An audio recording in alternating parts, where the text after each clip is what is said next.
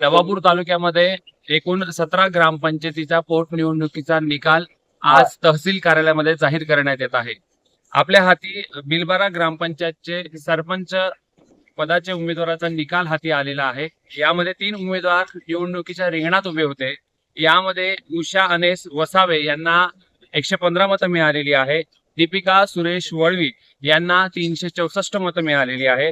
वर्षा अंकित पाडवी यांना 521 मतं मिळालेली आहे।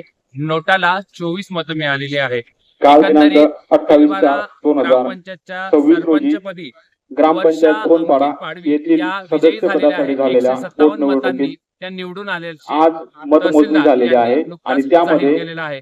पुढचा निकाल लवकरच आम्ही अनुक्रमांक 1 दिगंबर पितांबर वळवी यांना 110 मते मिळालेली असून हेमंत राजेंद्र नाईक यांना 244 मते